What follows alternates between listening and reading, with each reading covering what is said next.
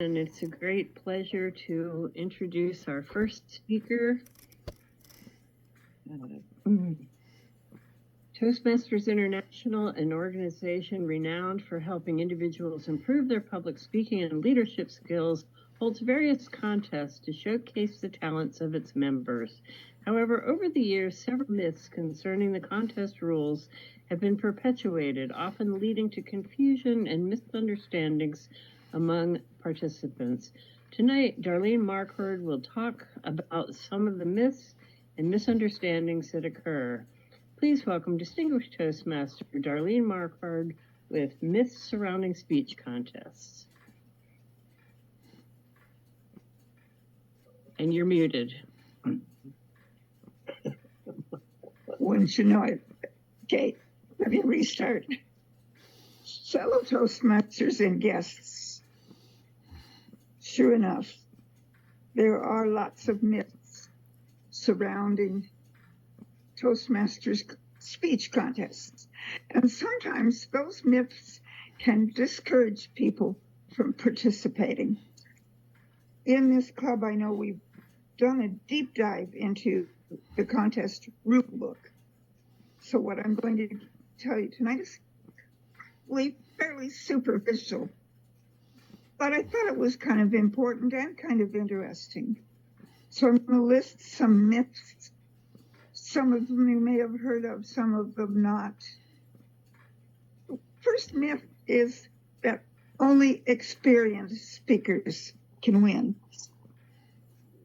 or that you need to be a seasoned speaker to succeed in Toastmaster contests. And as we know, many first-time contestants do well or even win. Judges evaluate various aspects of speech delivery and confidence, and that can outweigh any experience that the speaker might have. The second myth is that you have to have a dramatic or life-changing story. The winning speech must be deeply emotional or life-altering. Well, powerful stories can help.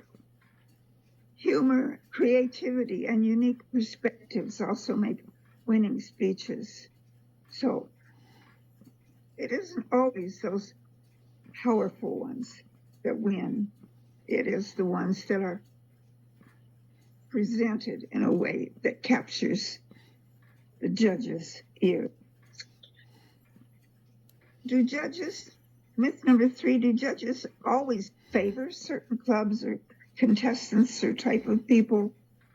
Well, a lot of people think the contests are biased. And if you go on the international, Toastmasters International Facebook page, you'll sometimes see people talking about that after a contest, that it was biased. However, Toastmasters follows, as we know, a very structured judging criteria. And by the time you get to the top notch, those judges should have attended a judge's training. And while bias can exist, multiple judges help balance the evaluations. So hopefully we get a contest that isn't biased. The next myth is that you need to memorize every word in your speech. You must deliver word for word, memorize speech in order to succeed.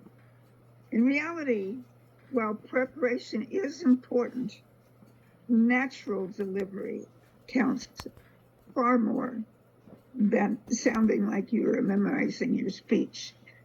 Yes, memorize it, but be adaptable so that you can change a few things here and there as you go and not be strictly reliant on something you've memorized. Another myth is that you have to have humor. It's required to win. Without humor, you can't win a contest. Well, in reality, humor helps. But clarity, engagement, and message strength are more. Another myth is that contests are only for competitive speakers. If you're not competitive, speech contests are not for you. Well, in reality, there are a lot of people that compete in speech contests purely for personal growth, not just to win. It's plus if they win, but that isn't their main goal. Their main goal is to learn how to be a better speaker in that setting. Another myth is internet, and we know this one isn't true, that international speech contest winners must be native English speakers.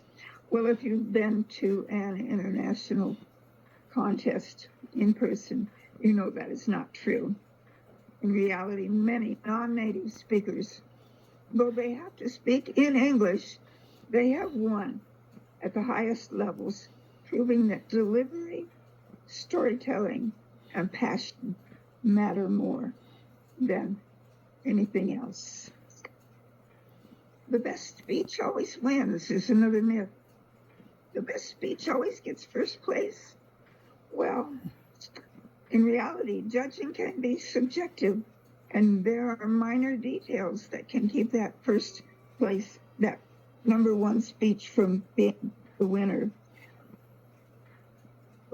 Exceeding the time limit is a big one, and I believe that happened last year at the International Speech Contest. There are some things that can help us avoid some of these myths and still be a successful speaker. First and foremost, understand the contest format and the rules. Read that rule book from start to finish. Read the rule book again and again and again, and know every bit.